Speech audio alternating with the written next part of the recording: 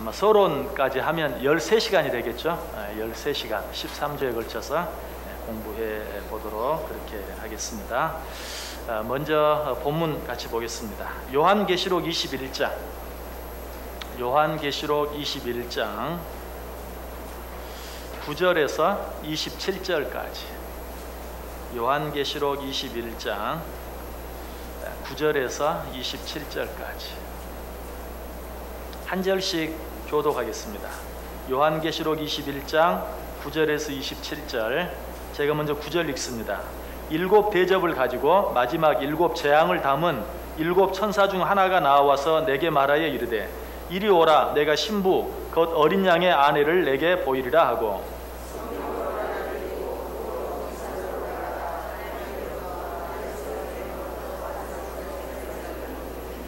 하나님의 영광이 있어 그 성의 빛이 지극히 귀한 보석 같고 벽옥과 수정같이 막더라.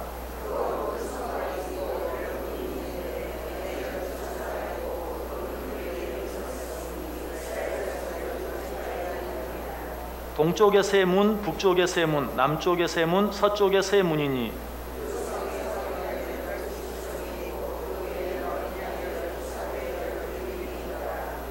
내게 말하는 자가 그 성과 그 문들과 성곽을 측량하려고 금 갈대 자를 가졌더라.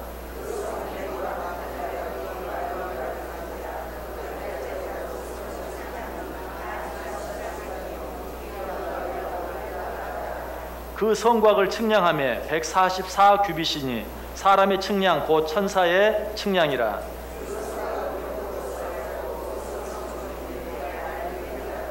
그 성의 성곽의 기초석은 각색 보석으로 꾸몄는데 첫째 기초석은 벽옥이요 둘째는 남보석이요 셋째는 옥수요 넷째는 녹보석이요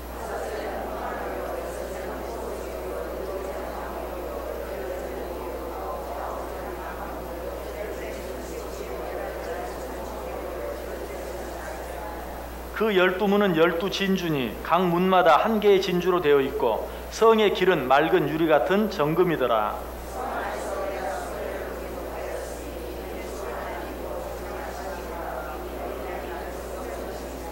그 성은 해나 달에 비침이 쓸데없으니 이는 하나님의 영광이 비치고 어린 양이 그 등불이 되심이라.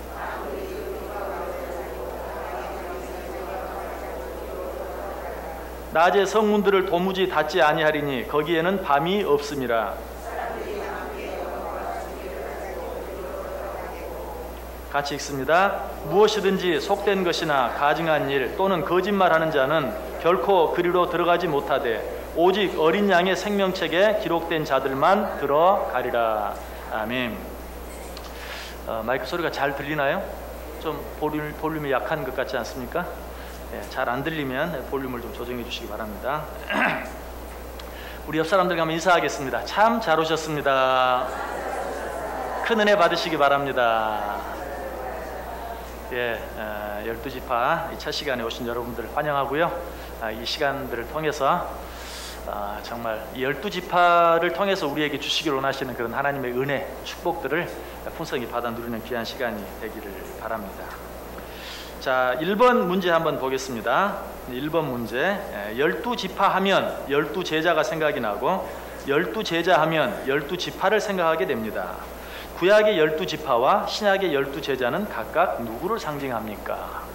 자, 구약의 12지파 그리고 신약의 12제자 각각 누구를 상징할까요? 누구를 상징할까요? 한번 여러분 나름대로 마음대로 한번 이야기해 보시기 바랍니다. 예수님의 12제자 누구를 상징합니까? 여러분 우리는 다 누구의 제자 되기를 원해요? 주님의 제자 되기를 원합니다. 그렇다면 12제자는 누구를 상징할까요? 우리들을 상징합니다. 하나님의 선택을 받아서 하나님의 자녀된 자들, 하나님의 나라 백성된 모든 자들을 바로 12제자가 상징하는 것이. 자, 그렇다면 구약으로 돌아가서 12지파는 누구를 상징할까요? 답을 말씀드렸어요. 누구를 상징할까요? 역시 마찬가지. 하나님의 선택한 백성, 12지파는 하나님의 선택한 이스라엘을 12개로 나누어 놓은 12개 지파 아니에요? 그렇죠? 그렇기 때문에 결국은 하나님의 선택받은 백성 이스라엘을 말하는 것이고 그것은 결국 하나님의 선택을 받아 하나님의 자녀된 오늘 누구를 말한다고요? 우리들을 말한다라는 것이. 그래서 이 12지파를 공부하는 것, 구약을 공부하려고 하면 왠지 좀 신약과는 달리 좀 부담이 되기도 하고 하는데 12제자를 공부하는 것과는 달리 12지파 공부한다고 하면 먼저 벌써 조금 어렵게 느껴지고 부담스럽게 느껴질 수도 있어요. 그러나 12제자를 통해서 우리의 모습을 볼 수 있는 것처럼 12지파를 통해서도 우리의 모습을 보게 돼요. 그래서 예수님께서도 정말 12제자를 택했는데 우리 12제자 이미 공부했잖아요. 하나같이 달라요. 12명이 우리가 흔히 말한 것처럼 뭐 손가락 10개가 다 다른 것처럼 이 12제자도 다 달라요. 마찬가지 12지파를 대표하는 사람들도 다 달라요. 너무나 달라요. 각양각색이. 왜 그렇게 했을까? 우리들의 모습, 정말 10이면 10, 100이면 100 다 다른 우리들의 모습을 이 12지파의 모습 그리고 12제자들의 모습을 통해서 우리가 보게 되는 것이. 자, 우리 본문 가운데 12절, 요한계시록 21장 12절. 자, 다시 한번 우리 같이 한 목소리로 읽어볼까요? 크고 높은 성곽이 있고 12문이 있는데 문에 12천사가 있고 그 문들 위에 이름을 썼으니 이스라엘 자손 12지파의 이름들이라. 아멘. 이스라엘 자손 12지파의 이름들이다. 그래서 이 12지파의 이름들은 하나님 나라 백성들, 하나님의 선택받은 자녀들을 이야기하는 것을 우리에게 가르쳐 주고 있습니다. 특별히 의미 있는 구절이 하나 있는데요. 우리 같이 한번 찾아봅니다. 신약성경 야고보서 1장 1절 한번 보시기 바랍니다. 야고보서 1장 1절. 야고보서 1장 1절.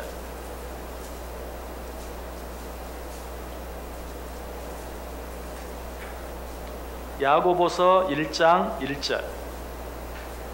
자, 우리 다 같이 한번 한 목소리로 읽습니다.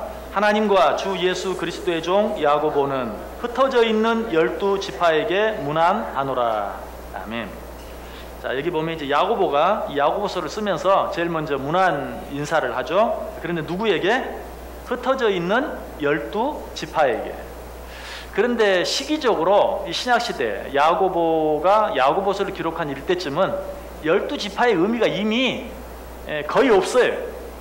12지파라는 것이 구약시대처럼 12지파가 명확하게 존재하지도 않고 또 설령 희미하게나마 그 12지파의 윤곽이 남아있다 할지라도 이미 혈통적으로는 더 이상 12지파가 아니. 여러분 구약시대 이스라엘 백성들이 포로로 여러 번 잡혀가는 모습들이 있죠.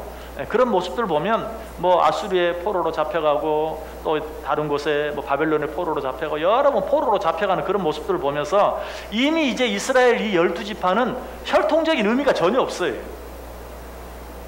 가서 오랜 시간 동안 그 사람들 속에서 살아가면서 어떤 이스라엘 백성의 순수한 혈통을 유지한다는 것, 그거는 불가능한 일이에요.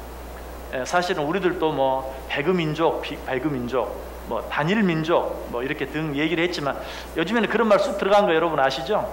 사실 우리도 엄밀한 의미에서는 이미 단일민족이 아니에요. 외세의 침략과 여러 가지 많은 그런 것들을 겪으면서 더 이상 단일민족이라고 사실상 말할 수 없는 거예요. 이스라엘 12지파도 말할 필요가 없죠. 그런데 이 신약시대 야고보가 다시 한번 하나님의 백성들에게 편지를 쓰면서 흩어져 있는 12지파에게 문안한다. 이 말은 혈통적인 그 구약시대에서 말하는 그런 12지파의 그런 의미보다는 여기서 흩어져 있다, 흩어져 있는 이 말은 여러분이 잘 쓰는 디아스포라 12지파 라는 그런 의미예요. 여러분 디아스포라라는 말의 의미가 무엇입니까? 초대교회 당시에 그 박해를 피해서 흩어져 있는 사람들, 그렇죠? 그들을 향해서 디아스포라라 그래요. 그래서 초대교회 때 성도들을 박해하니까 그들이 그 박해를 피하기 위해서 여러 곳으로 흩어졌는데 그것이 결국은 어때요? 복음이 전 세계로 흩어지는 결과를 가져왔어요. 그래서 여기 흩어져 있는 12지파라는 말은 원어로 보면 디아스포라 12지파. 다시 말하면 하나님께서 선택하셔서 땅끝까지 주의 복음을 전파하게 하기 위한 하나님의 백성들이라는 의미예요.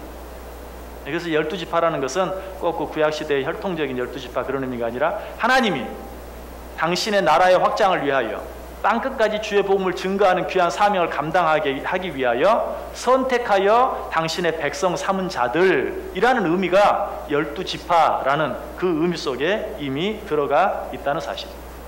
그래서 이 12지파를 공부하는 것은 바로 하나님께서 우리들을 왜 부르셨는가, 하나님께서 우리에게 어떤 사명을 맡기셨는가, 그리고 하나님께서 우리에게 어떤 축복을 약속하셨는가 하는 것들을 이 12지파를 통해서 우리가 알게 되고 배우게 되는 겁니다. 역사는 항상 그 당시 사람들에게 어떤 교훈을 주는 것이 아니라 그 이후 사람들에게 주는 교훈을 주기 위해서 기록되는 것이죠. 성경도 마찬가지. 12지파에 대한 기록이 그 당시에 어떤 교훈을 위해서가 아니라 사실은 오늘 우리에게 어떤 교훈을 주시기 위해서 하나님이 12지파를 세우시고 그리고 그 12지파를 축복하시고 그 12지파에게 사명을 맡기셨다 하는 것을 우리가 생각해야 되는데, 뭐 그거는 꼭 12지파뿐만이 아니죠. 구약에 나타난 모든 내용, 또 신약에 나타난 모든 내용들이 그 당시 그 사람들에게 어떤 교훈을 주기 위한 것보다 사실은 오늘 우리들에게 교훈을 주기 위해서 그 모든 내용들이 기록되었다라는 사실을 꼭 기억해야 돼요. 자, 성경 한번 찾아보세요. 로마서 15장 4절. 로마서 15장 4절. 로마서 15장 4절.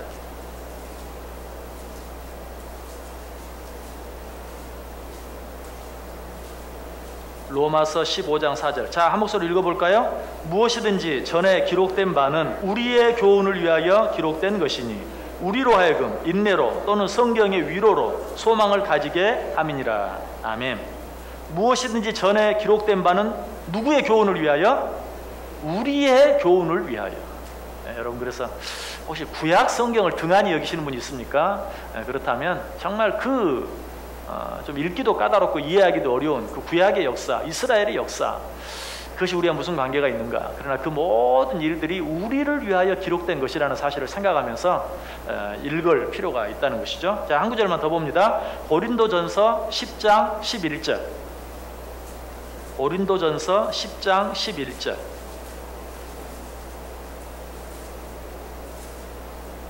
고린도전서 10장 11절.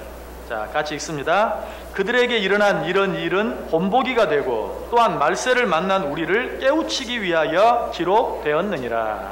아멘. 자, 우리와 상관없는 것처럼 느껴지는 아주 오래전의 어떤 역사, 또 우리와 아주 상관없는 저 이스라엘 백성들의 어떤 역사라고 생각하는 그것들이 무엇이 되게 하기 위해서? 우리에게 본보기가 되게 하기 위해서.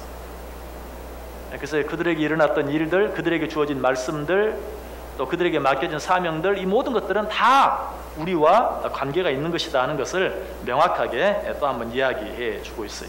그래서 12지파가 우리에게 주는 교훈들, 12지파를 통해서 우리에게 약속하신 축복들, 12지파를 통해서 우리에게 맡겨진 사명들을 우리가 발견할 수 있어야 되는데, 자, 오늘은 그 대표적으로 하나님께서 12지파를 정하시면서 이제 이스라엘 백성들이 출애굽하여서 광야를 지나고 약속의 땅을 향해 나아갈 때 12지파들이 어떻게 약속의 땅을 향해 나아가야 할지, 그리고 행진하기를 멈추고 이렇게 한 장소에 머물 때는 어떻게 머물러야 될지를 말씀하신 내용이 있어요. 민수기 2장에 보면 그 내용이 나오는데요. 자, 사진 한번 보여주세요. 이스라엘 12지파들의 위치에 대한 그림 한번 보여주시기 바랍니다. 예. 자, 여기 보세요. 행진할 때의 각 지파의 위치 그렇게 돼 있죠. 행진할 때의 각 지파의 위치. 그래서 맨 앞에 유다 진영, 유다와 유다 지파, 이사갈 지파, 스불론 지파가 맨 앞에 서고, 그 다음에 두 번째는 루벤 진영, 루벤 지파, 시므온 지파, 갓 지파가 그 다음에 서고, 그러고 나서 뭐가 따라갑니까? 하나님의 궤가 따라갑니다. 하나님의 궤가 따라가고, 그리고 그 뒤에 에브라임 진영, 에브라임을 대표로 여기 점들이 찍어져 있는데 대표적인 지파들 말합니다. 에브라임 지파, 므낫세 지파, 그리고 여기 뭐죠? 무슨 지파죠? 무슨 지파? 베냐민 지파. 베냐민 지파. 왜 어떻게 글씨가 이렇게 됐죠? 이게 베냐민 지파. 베냐민 지파, 베냐민 지파입니다. 그리고 네 번째 단 진영, 단 지파, 아셀 지파, 납달리 지파. 자, 이 그림을 통해서 너희는 행진할 때에 12지파가 첫 번째는 유다 진영이, 두 번째는 루벤 진영이, 세 번째는 에브라임 진영이, 네 번째는 단 진영이 가라. 자, 이 그림을 통해서 여러분이 한 가지 느낄 수 있는 게 있다면 뭘 느낄 수 있어요? 유다 진영과 루벤 진영 6지파가 앞에 가고 그 뒤에 하나님의 계가 따라가고 그 뒤에 에브라임 지파와 단 지파가 따라가라. 자, 이 그림을 통해서 가장 쉽게 여러분이 느낄 수 있는 한 가지 교훈, 찾을 수 있는 교훈이 있다면 뭔 것 같아요? 이걸 중심으로 생각해 보세요. 어디를 가든지 뭘 중심으로? 하나님의 교회, 하나님의 전, 하나님을 중심해서 가라. 이걸 분명히 보여주고 있는 거예요. 너희가 어디로 가든지 무엇을 하든지 항상 하나님의 교회, 하나님의 전, 하나님을 중심해서 움직여라. 자, 다음 사진 한번 보여줘 보세요. 이거는 행진할 때고요. 이제 행진하다가 밤이 되어서 이제 진을 치고 머무를 때, 머무르고 있을 때는 어떻게 해야 되는가? 먼저 동쪽에 유다 진영, 유다, 이삭을, 스불론, 그리고 북쪽에 납달리 진영, 단 진영, 단, 아셀, 납달리, 그리고 남쪽으로 루벤 진영, 루벤, 시므온, 갓, 그리고 서쪽으로 에브라임 진영, 에브라임, 므낫세, 베냐민. 그리고 가운데는 뭐가 있어요? 역시 성막이 있어요. 이건 어때요? 너희들 움직일 때뿐만 아니라 멈춰 서 있을 때도 무엇을 중심으로? 성막을 중심으로, 하나님의 교회를 중심으로, 하나님을 중심으로 너희들이 반드시 머물러 있어야 한다. 그래서 길을 갈 때든지 멈춰 있을 때든지, 뭐 요즘 우리말로 하면 무엇을 행하든지 어디로 가든지 너희는 항상 하나님 중심, 하나님의 전 중심, 하나님의 교회 중심, 반드시 하나님이 그 중심이 돼야 될 것을 우리에게 가르쳐주고 있어요. 이제 이런 식으로 우리가 이제 각 지파 하나하나를 세세하게 생각해 볼 텐데, 그 모든 지파들을 향한 명령과 교훈과 축복 속에는 반드시 우리를 위한, 우리를 향한, 우리에게 주시는 그런 내용들이 있다는 사실을 여러분들이 꼭 기억하고 이제 이것들을 볼 수 있기를 바랍니다. 자, 두 번째 문제. 자, 문제 같이 한번 읽어볼까요? 시작. 성경에서 12라는 숫자가 갖는 특별한 의미에 대해 생각해 볼 수 있습니까? 자, 성경에서 12가 뭘 가리키는 줄 아세요? 자, 이미 앞에서 제가 말씀을 드렸습니다. 자, 12지파가 무엇을 상징한다고요? 12제자가 무엇을 상징한다고요? 하나님의 선택받은 백성들, 하나님의 선택받은 자녀들을 이야기한다고 그랬죠. 그래서 이 성경에 12라는 숫자는 천국, 뭐 좀 자세히 이야기하면 천국 백성, 천국의 주인들, 아무튼 천국과 관계되는 것을 이야기할 때 12라는 숫자를 많이 사용하고 있는 것을 보게 돼요. 자, 그래서 오늘 우리가 요한계시록 21장 읽었어요. 요한계시록 21장은 무엇에 대해서 보여주는 것 같아요? 어떤 모습? 천국의 모습. 새하늘과 새 땅. 그 천국의 모습에 대해서 우리에게 이야기해 주고 있는데, 그 내용 읽으면서 여러분 제일 많이 나오는 단어가 뭐예요?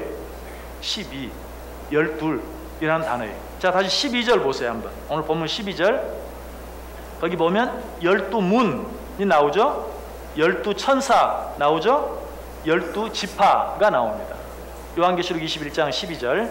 12문, 12천사, 12지파. 그리고 14절은 어때요? 뭐가 나옵니까? 12기초석, 또 12사도가 나오죠. 그리고 16절에 12란 말이 나옵니까? 안 나오죠. 대신 어떤 숫자가 나오죠? 12,000 스타디온. 12,000 스타디온. 여러분, 이 12,000은 어디서 나온 것인가? 12 곱하기 1000. 자, 이 스타디온이라는 것은 길이의 단위예요. 그래서 요즘 단위로 하면 9인치 정도, 9인치니까 뭐 1인치면 2.54cm. 그럼 얼마나 됩니까? 아무튼 뭐 20 몇 센치. 예. 아니죠? 20 몇 센치. 20 몇 센치가 되는 그런 길인데, 아무튼 이 1 스타디온이 9인치를 말하는데, 지금 여기 천국에 있는 그 성곽의 크기를 말하는데 12 스타디온이라고 말할 수는 없잖아요. 예. 그래서 제가 이걸 대충 계산을 해봤더니 12,000 스타디온이면 약 3km. 그래서 가로 세로 높이가 3km 정도 되는 그런 성곽의 모습으로 그 천국의 모습을 지금 보여주고 있는 것이. 그래서 여기도 3km 되는 12,000 스타디온이라고 말을 했지만 결국은 뭐예요? 12라는 숫자. 이것은 그래서 꼭 어떤 크기의 정확한 크기를 말하는 것보다는 어떤 천국의 상징적인 숫자를 이용해서 천국의 상징적인 숫자인 12에다가 1000을 곱해서 12,000 스타디온으로 그 천국의 성곽의 모습을 우리에게 가르쳐 주고 있는 것이. 그리고 17절에는 또 어떤 숫자가 나옵니까? 어떤 숫자? 144 규빗. 144. 144와 12는 어떤 관계가 있죠? 12 곱하기 12는 144. 어렸을 때 주판 많이 하신 분 안 계십니까? 예, 어렸을 때 주판할 때 이런 거 늘 했는데, 자, 144는 12 곱하기 12. 그래서 이것도 역시 뭘 이야기해요? 12 곱하기 12. 천국의 숫자인 12를 사용해서 또 한 번 144 규빗. 규빗은 이 손가락 끝에서 팔꿈치 끝까지의 크기, 약 45cm 정도의 길이를 말해요. 그래서 이 144 규빗, 이것도 꼭 144 규빗이라는 크기를 말하는 것이 아니라 12 곱하기 10이라는 숫자를 통해서 천국의 모양을 다시 한번 우리에게 설명해 주는 것은 상징적인 숫자라고 볼 수 있죠. 그리고 19절과 20절에는 뭐가 나와요? 19절과 20절은 뭐가 나와요? 아까 여러분들 이거 읽다가 막 목소리가 커지는 것 같던데 뭐가 나와요? 보석들이 그냥 막 듣도 보도 못한 보석들이 막 나오죠. 여러분들 목소리가 들어보니까 얼굴은 안 보는데도 여러분 좀 흥분되는 느낌이 들리더라고요. 여러분 이 12지파 공부하면서 이 보석들 자세히 공부할 겁니다. 관심을 가져보세요. 12보석이나 12가지 보석이 나와 있어요. 12가지 보석. 그래서 이것도 역시 또 천국을 상징하는, 단순히 그 보석의 아름다움이 천국의 아름다움을 말할 뿐만 아니라 그 12이라는 숫자를 통해서 그것이 천국을 상징한다는 것을 또 한번 가르쳐주고 있어요. 그리고 21절에는 뭐가 나오죠? 12문이 나옵니다. 12문이 또 나오죠. 그래서 모든 것들이 천국의 모습을 12라는 숫자로 표현하고 있는 것을 보게 돼요. 그래서 이 성경에서 10이라는 의미는 하나님의 나라, 천국들을 우리에게 상징적으로 가르쳐 준다. 그래서 아까 성경 구절 한번 다시 한번 보세요. 우리 여기 본문에 나와 있지 않은 그 대표적인 우리가 좀 알아야 될 성경 구절이 하나 있는데 요한계시록 7장 4절. 요한계시록 7장 4절. 거기도 숫자가 하나 나오죠. 요한계시록 7장 4절. 누가 한번 읽어보시기 바랍니다.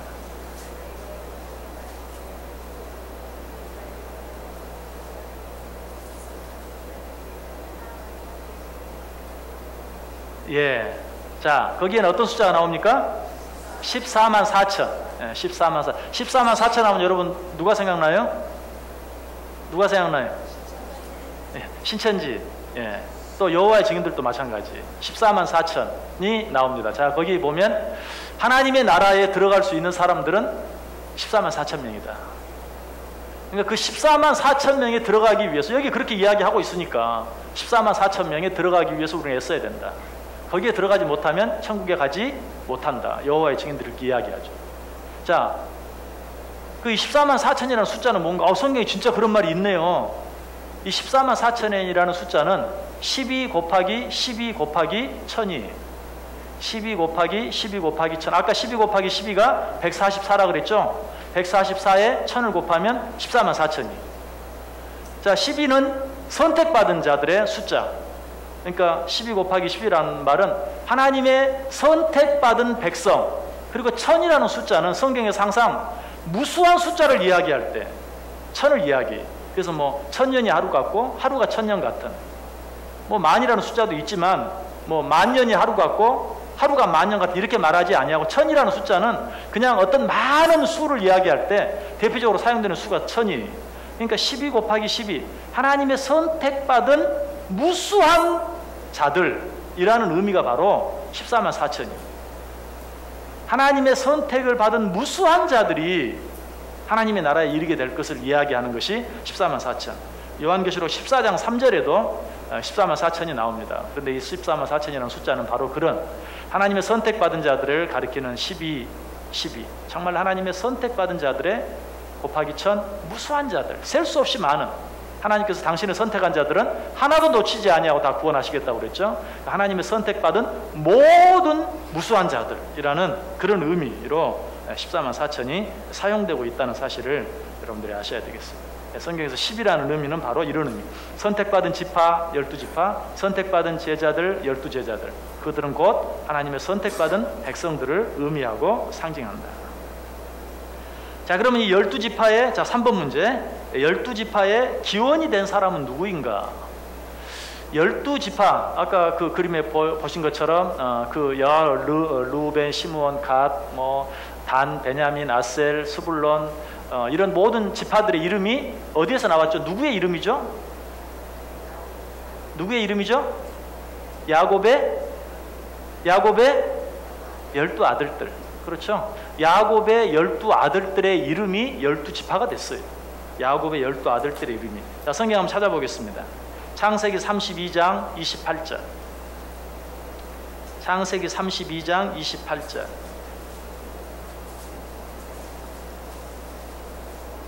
창세기 32장 28절.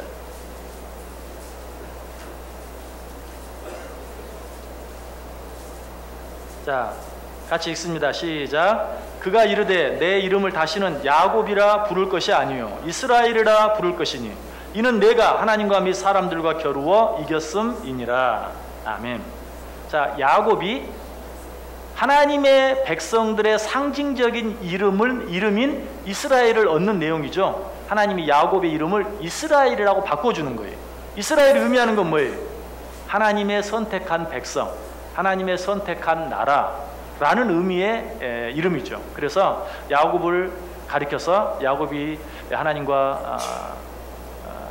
하나님 앞에 간절히 기도하고 드디어 하나님의 그 기도의 응답을 이루어냈을 때 다시는 내 이름을 야곱이라 하지 말고 이스라엘이라 하라 라고 말하면서 야곱이 하나님의 선택한 백성들의 아버지가 될 것을 이야기해 주고 있어요. 그래서 야곱에게서 난 12아들의 이름이 하나님의 백성 이스라엘의 12지파의 이름이 되는 것이죠. 그래서 야곱을 이스라엘이라 이름하고 그 아들들을 통해서 하나님의 선택한 이스라엘 백성의 12지파가 되게 하는 거예요. 그래서 이 3번 문제, 12지파의 기원이 된 사람은 누구입니까? 누구예요? 야곱입니다. 야곱, 12아들의 아버지였던 야곱이 12지파의 기원이 되는 것입니다. 자, 4번 문제. 자, 문제 같이 읽습니다. 야곱의 네 아내들과 그의 12아들들의 출생 배경에 대해 이야기해 봅시다. 자, 야곱이 아들을 12를 낳았는데 한 아내를 통해서 12를 낳습니까? 그렇지 않죠. 몇 아내들을 통해서? 네 아내. 넷을 다 아내라고 말하긴 그런데 네 여자들을 통해서 야곱이 12아들들을 낳습니다. 자, 그 이야기는 여러분이 잘 아시죠. 어떻게 야곱이 그렇게 네 아내를 갖게 되었는가. 야곱이 에서에게 장자의 축복권을 빼앗아서 어디로 도망쳤어요? 삼촌 라반이 있는 곳으로 도망쳤죠. 도망쳐 봤더니 라반에게 두 딸이 있었어요.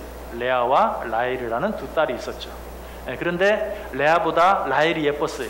라반이 말합니다. 네가 이제 우리 집에 왔으니 내 일을 해줄 터인데 내가 아무리 삼촌이고 네가 조카라고 해서 공짜로 내가 일을 시킬 수 있겠느냐. 내가 너에게 줄 싹쓸 이야기해라. 그러니까 야곱이 말하죠. 나는 라헬이 너무 이쁘고 좋습니다. 라헬을 내게 아내로 주옵소서. 그러면 내가 라헬을 위하여 7년을 일하겠나이다. 그렇게 말하죠. 그래서 7년을 열심히 정말 7년을 하루같이 일하고 나서 이제 삼촌에게 말하죠. 내가 7년을 일했습니다. 약속한 대로 라헬을 내게 주소서. 그러자 삼촌이 라헬을 준다고 하면서 라헬 대신 누구를 줬어요? 레아를 줬어요. 야곱은 그것도 모르고 첫날 밤을 보냈어요. 아침에 일어나 보니까 라헬이 아니고 레아예요. 삼촌 어떻게 이럴 수가 있습니까? 그래서 삼촌이 뭐라고 말해요? 우리 풍습에 동생이 언니보다 먼저 시집가는 일은 없다. 그러니 네가 정말 아내를 얻기로 원한다면 7일을 더 일해라. 그러면 내가 라헬을 줄 텐데 라헬을 얻은 후에 7년을 또 나를 위해서 일해라. 그렇게 하죠. 그래서 7일을 더 일하고 라헬을 아내로 맞이한 후에 그 후에 몇 년을 더 7년을 더 일을 해서 라헬을 아내로 얻죠. 그러니까 레아와 라헬을 아내로 얻은 사이는 여러분 가끔 착각을 하는데 7년이 아닙니다. 7일 만에 레아를 얻고 7일이 지난 후에 라헬을 아내로 얻었어요. 그리고 그 후에 7년을 더 일한 거예요. 그래서 거의 같은 시기에 레아와 라헬을 아내로 얻었어요. 그런데 누구를 사랑했어요? 야곱이 라헬을 사랑했어요. 그런데도 불구하고 라헬에게는 아이가 생기지 않고 누구에게? 레아에게 아이가 생겼죠. 첫 번째, 두 번째, 세 번째, 네 번째. 첫 번째는 루벤, 아이가 태어났어요. 그래서 루벤이라는 이름의 뜻은 뭐냐? 여러분 거기 적으세요. 레아 뒤에 루벤이라고 쓰시고 뜻도 써놓으세요. 가로하시고 보라 아들이라. 레아가 얼마나 좋았겠어요. 레아는 이미 알아요. 야곱이 자기를 안 사랑한다는 것을. 자기보다 동생 라헬을 더 사랑한다는 걸 알아요. 그런데 자기에게 먼저 아이가 생겼어요. 그러니까 얼마나 좋았겠어요. 아주 보란듯이. 요즘에도 그러더라고요. 드라마 보면은 그냥 그 아들을 먼저 낳은 것 때문에 뭐 아주 중요한 뭐가 다 바뀌고 오는 걸 보는데 뭐 이때는 더 말할 필요가 없겠죠. 그래서 이름을 보라 아들이라 라는 뜻의 루벤이라고 지었어요. 두 번째 누가 태어납니까? 시므온. 그리고 역시 시므온이라는 이름의 뜻은 들으셨다.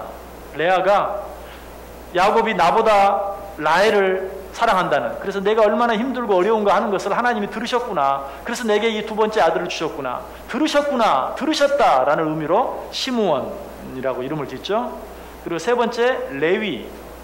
이제 세 번째 태어난 아들이 레위인데 레위의 뜻은 연합하다. 이제 내가 아들을 셋이나 낳았으니 이제는 야곱과 진정으로 연합될 것이다. 이제 라헬이 아닌 나를 정말 나와 하나가 될 것이다 하는 그런 의미에서, 그런 바람에서 레위, 연합하다라는 뜻으로 지었죠. 네 번째 아들 유다. 유다의 뜻은 알죠? 찬송하리로다. 참 아름다운 이름이에요. 그런데 참 어쩌면 여기 나온 이름들 가운데 가장 아름다운 이름이라고 말할 수도 있는데, 참 가론 유다 때문에 이 아름다운 이름이 이제 신약 시대에는 더 이상 나오지 않는, 그 배너의 주인공도 주다 배너. 원래 배너도 어때요? 이름이 주다예요. 유다 배너. 그때까지만 정말 아름다운 이름이었는데 이제는 가론 유다 이후에 더 이상 아름다운 이름이 안 돼 버렸어요. 레아가 이처럼 루벤, 시므온, 레위, 유다라는 이 네 아들을 낳습니다. 자, 그러자 라헬이 이거 안 되겠다. 그래서 어떻게 하죠? 자기는 아들이 안 생기고, 그래서 자기의 종 누구를? 빌하를 야곱에게 들여보내죠. 그렇게 해서 단이라는 아들을 낳습니다. 빌하가 단의 뜻은 뭔가? 단을 낳았을 때 라헬이 하나님이 내 억울함을 이 아들을 통해서 풀어주셨구나. 그래서 억울함을 푸셨다라는 뜻이에요. 억울함을 푸셨다. 또 빌하가 두 번째 아들을 낳습니다. 납달리. 그러자 또 라헬이 이 두 번째 자기의 종 빌하를 통해서 두 번째 아들을 낳은 것을 보고 경쟁하여 이겼다. 언니가 지금 이미 아들을 넷이나 낳았거든요. 근데 그 언니와 경쟁하여 이겼다라는 그런 의미에서 납달리라는 이름을 지었어요. 그 뜻은 경쟁하여 이겼다. 자, 그러자 레아도 자기에게도 더 이상 아이가 안 생기고 라헬이 자기 종을 통해서 아이를 낳으니까 가만히 있으면 안 되겠거든요. 그래서 이제 레아가 자기 역시 여종이었던 실바를 또 야곱에게 들여보내죠. 실바가 누구를 낳습니까? 갓이라는 아들을 낳죠. 이 아이의 이름은 복되다라는 뜻이에요. 복되다. 또 실바가 둘째 아들을 낳습니다. 아셀, 기쁘다라는 뜻이에요. 기쁘다라는 뜻입니다. 갓과 아셀을 실바가 낳습니다. 그런데 그러던 중에 레아가 다시 또 아이를 낳습니다. 레아가 그 뒤에 레아 뒤에 또 계속해 쓰시기 바랍니다. 이사갈. 그 뜻은 뭐냐면 값을 주셨다라는 뜻이. 값을 주셨다. 왜 이렇게 이름을 지었냐면 아무리 동생하고 경쟁하기 위해서 그 자기 종을 자기 남편에게 들여보냈지만 자기 종을 자기 남편에게 들여보낼 때 마음이 어땠겠어요? 그때 이 레아가 하나님께서 내가 얼마나 고통스러웠는가 하는 것을 아시고 거기에 대한 보응을 주셨다. 거기에 대한 값을 주셨다 하는 그런 의미에서 이사갈이라고 이름을 지었던 것이. 아들을 하나 더 낳죠. 스불론이라는 아들을 낳습니다. 역시 이 스불론이라는 아들을 낳으면서도 그 레아가 처음에 그 세 번째 아들 레이를 낳으면서 이름을 레이라고 지은 이유가 뭐라고요? 레이 뜻이 뭐라고 그랬어요? 연합하다, 그런 뜻이라고 그랬죠. 레이의 뜻은 연합하다.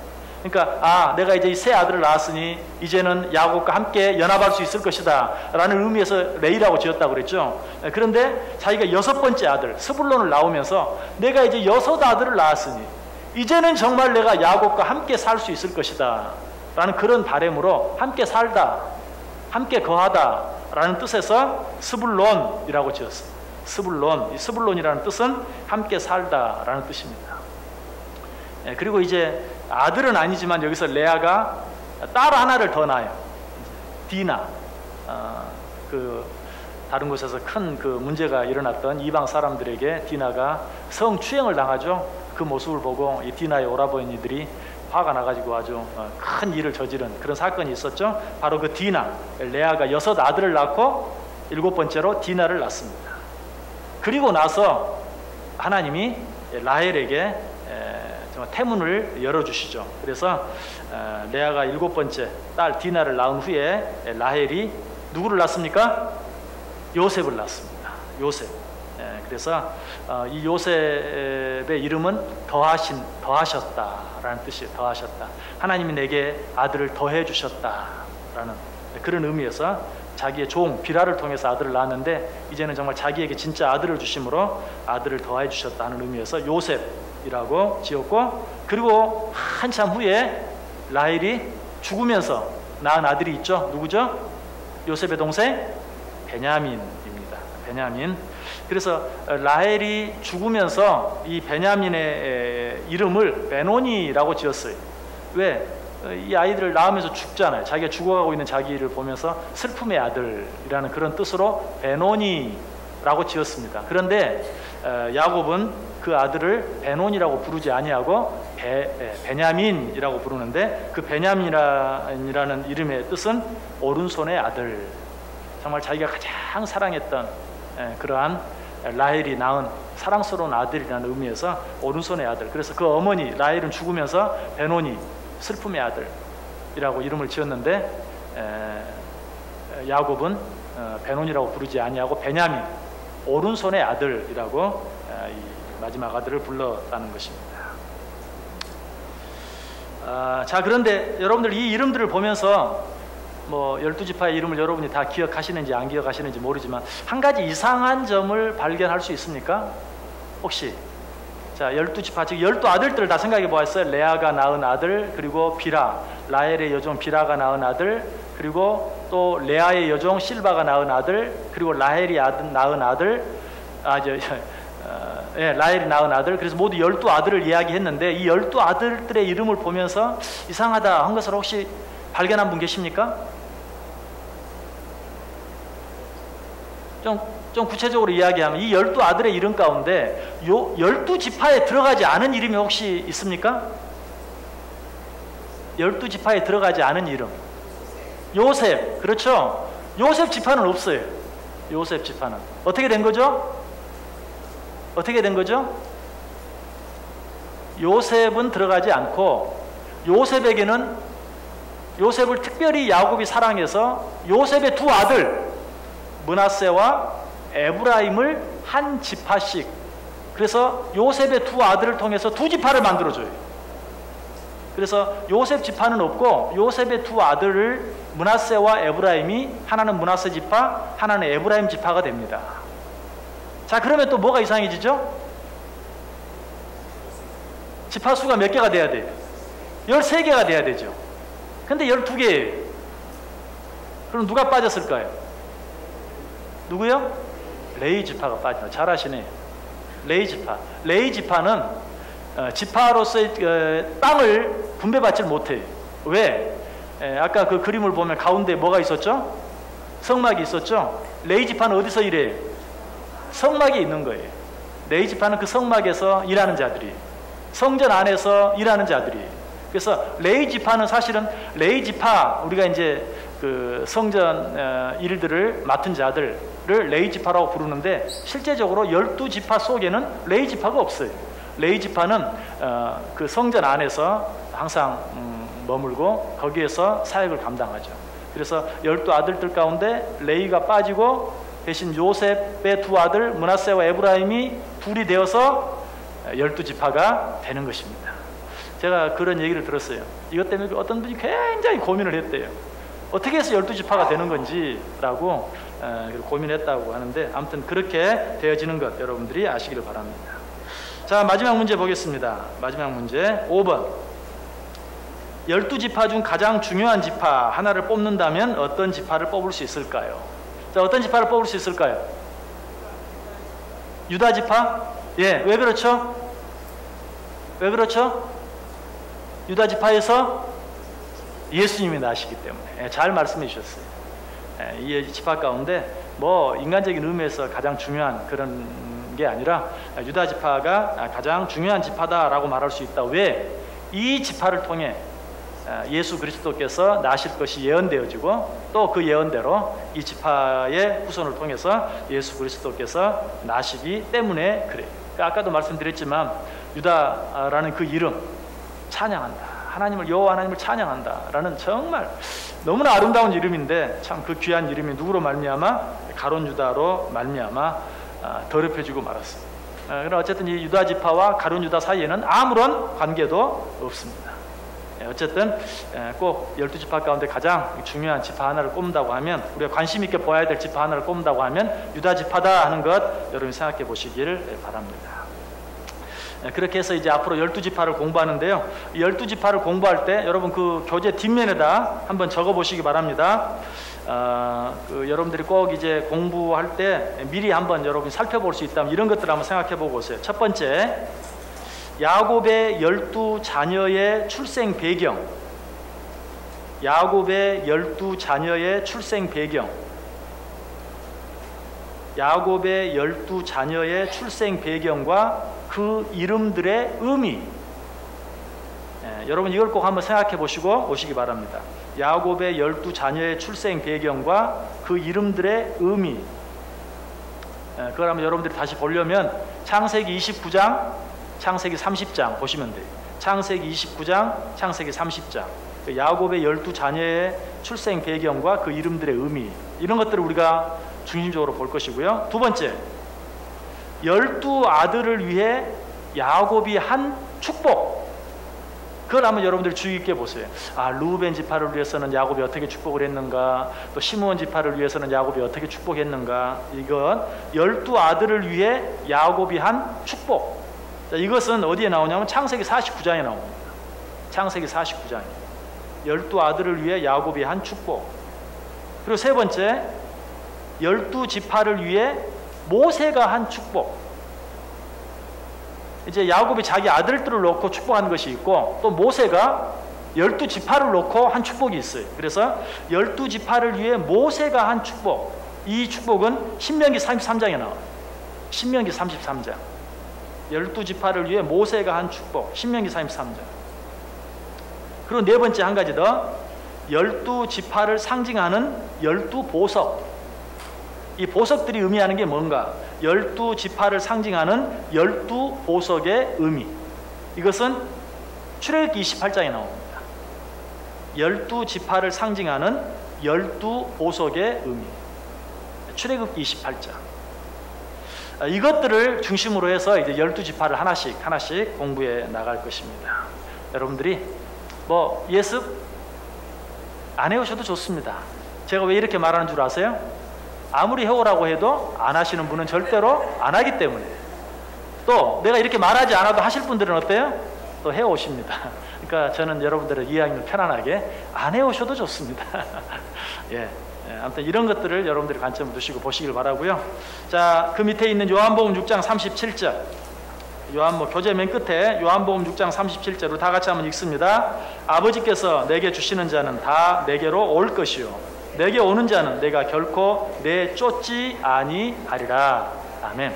하나님이 선택한 이스라엘 백성의 12지파, 하나님이 선택한 하나님의 백성들의 모습을 통해서 하나님이 당신의 택한 자들과 어떻게 함께 하시고 하나님이 당신의 택한 자들을 어떻게 구원해 내시는지에 대해서 함께 생각해 보는 그런 은혜가 있기를 원합니다.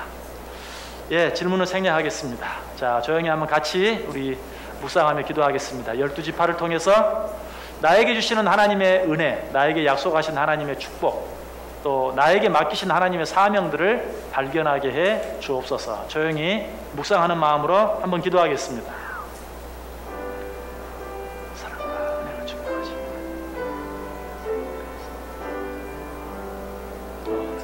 사랑하시겠습니다.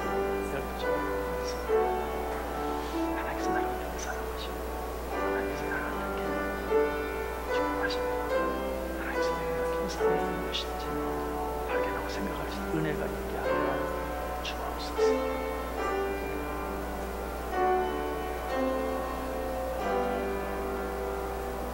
사랑과 은혜가 풍성하신 하나님 감사합니다. 12지파를 공부하게 하시니 감사합니다.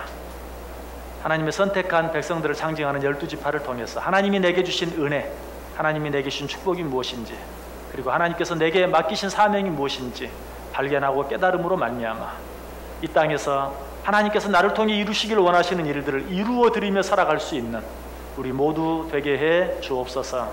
예수님의 이름으로 기도드리옵나이다. 아멘. 하늘에 계신